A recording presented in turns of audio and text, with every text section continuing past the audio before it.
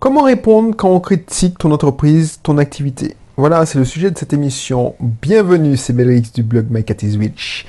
Je suis content parce que je m'amuse comme un fou dans cette nouvelle aventure. Si tu n'es pas au courant, j'ai décidé de faire ces émissions pour aider les entrepreneurs, mais pas que les entrepreneurs, les investisseurs, ceux qui veulent changer de vie, à améliorer leur quotidien. Entrer dans les sujets plus en profondeur. Si grâce à cette émission, tu trouves une idée, une astuce qui te permettra de gagner du temps, mais économiser de l'argent ou gagner de l'argent tout simplement, j'aurais gagné mon pari. C'est ça qui m'intéresse en faisant cette émission. Voilà. Si tu n'es pas encore abonné, n'hésite pas à t'abonner. Si tu connais pas ce que je fais, n'hésite pas à cliquer sur une de mes plateformes. Le mieux, c'est que tu cliques sur la description, comme ça tu en sauras plus en cliquant sur le lien à propos. Tu vois, tu vas être redirigé vers mon blog My Cat is Witch à propos.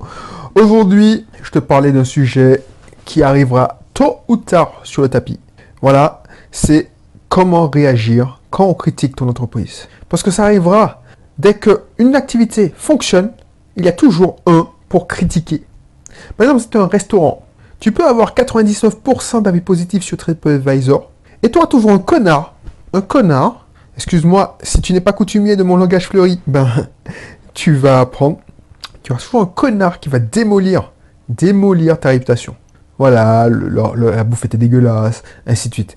Voilà, c'est inévitable, c'est comme la location saisonnière. Même chose, tu as que des 5 sur 5 sur Airbnb, et puis tu as toujours un inutile qui va te donner 2 sur 5. C'est vrai aussi pour les consultants. Je remarque avec, je sais pas, quand je passe, par exemple, dernièrement, mon monteur m'a sollicité pour me dire, ouais, tu te rends compte, j'ai que des 5 sur 5, et puis un rageux, un haters, il m'a donné 2 sur 5. Le mec, il a cassé ma réputation, qu'est-ce que je peux faire? Pourquoi? Parce que le mec, son client rageux, il savait pas ce qu'il voulait. Il voulait, voilà, c'est un mauvais client, parce que ça existe aussi des mauvais clients. Tu vas entendre ça et là, que le client est roi, tout ça, mais bien souvent, tu as des mauvais clients, et ces mauvais clients-là, mieux vaut pas les prendre. Franchement, mieux vaut pas les prendre si tu pouvais, mais de temps en temps, tu peux pas les éviter. Et ils te font une réputation de merde. Et ça, c'est frustrant.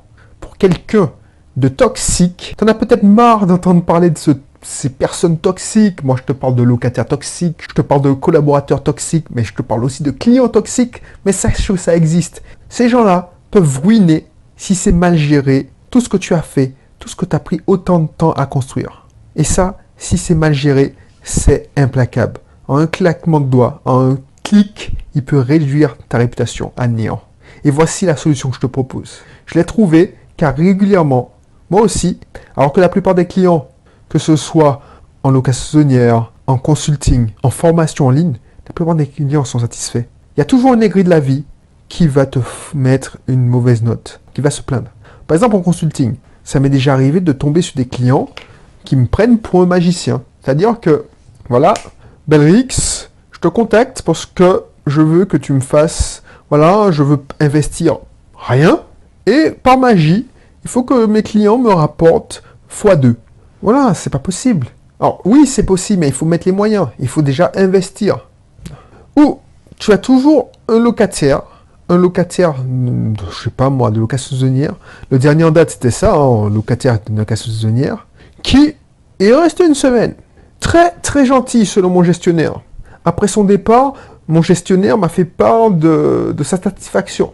Et pourtant, une semaine après, un avis pourri. Alors, c'est pourri, c'est-à-dire 3 sur 5.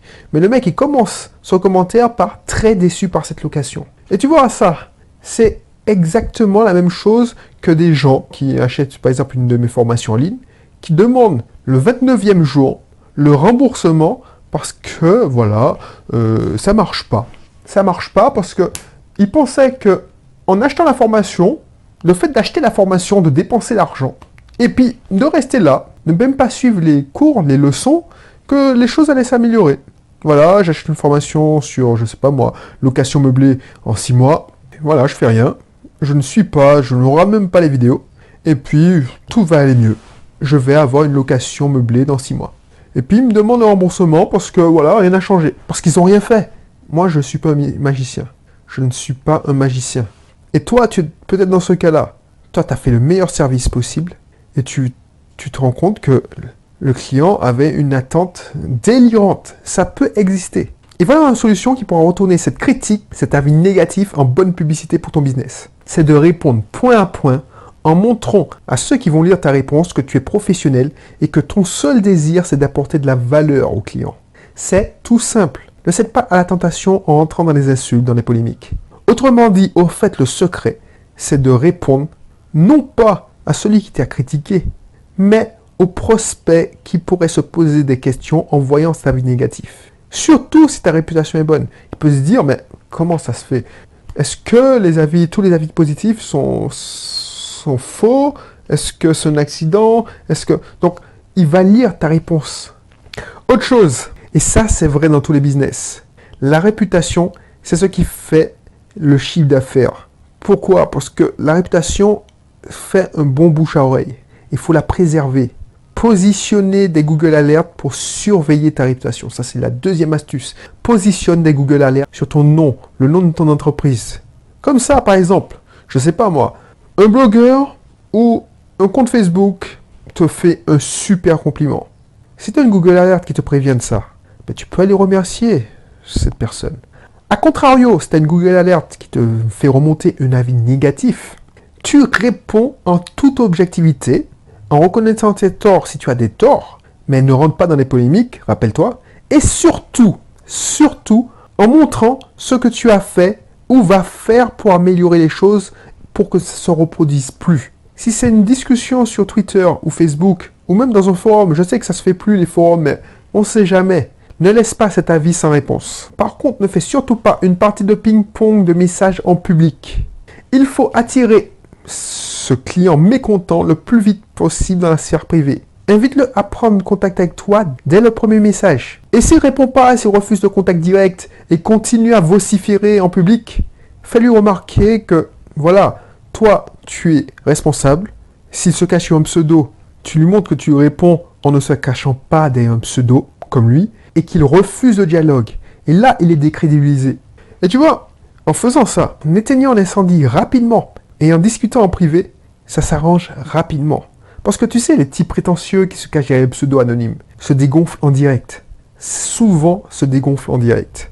Tu vois, un bad buzz bien géré peut se transformer en bonne pub. Crois-moi, je l'ai vu à de nombreuses reprises. Par contre, si le mal est déjà fait, parce que si tu écoutes cette émission et que tu es dans le cas, tu peux avoir cédé à la tentation de répondre, de participer à un pugilat, et puis voilà, le mec, il n'a rien à perdre en face. Lui, c'est un consommateur moyen, il se sent bafoué, il se sent arnaqué, alors que bien souvent, lui, il est de mauvaise foi. C'est sa perception des choses, tu peux rien y faire. Toi, tu as déjà échangé des mails, tu as insulté, ou peut-être le mal est déjà fait. Par exemple, tu as fait un bad buzz, quoi. Ça s'est envenimé et c'est devenu une vidéo populaire ou, je sais pas, un post Facebook qui est très populaire. Mais là, si tu as dérapé et ta réputation en ligne est ternie, contacte-moi. Il existe quand même des solutions. Nous verrons ce qu'on peut faire. J'ai des stratégies pour ça. Et je connais des sociétés spécialisées dans l'e-reputation. Voilà.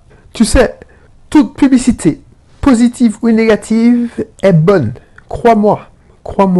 Ce n'est pas de moi en plus. Par contre, il faut savoir bien gérer un bad buzz. Je ne sais pas si tu te souviens, alors ça n'a rien à voir avec l'entrepreneuriat.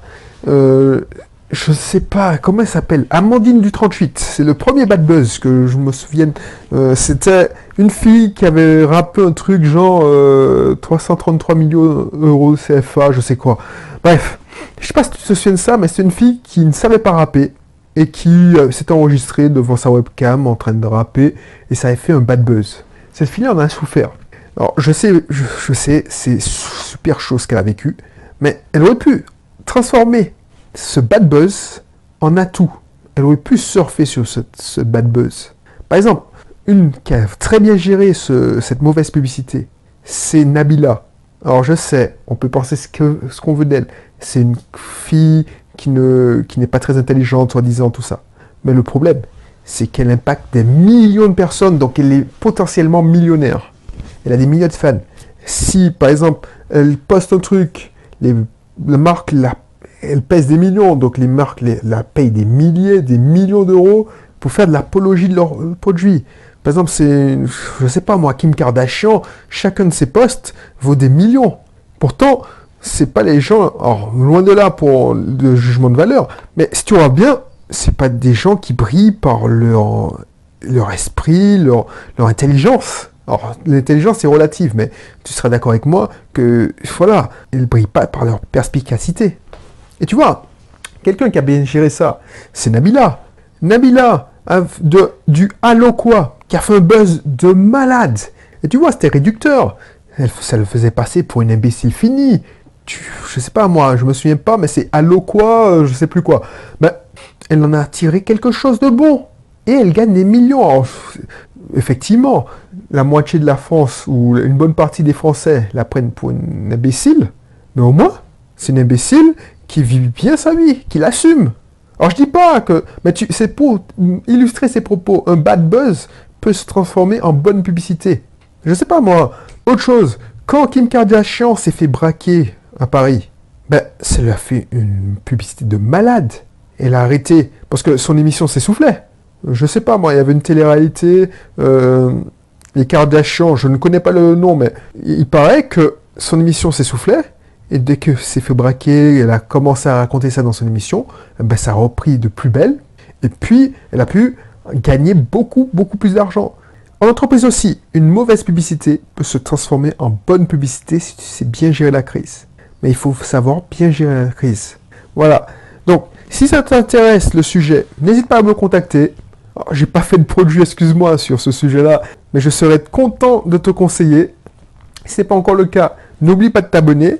Et puis je te dis à la prochaine pour une autre émission.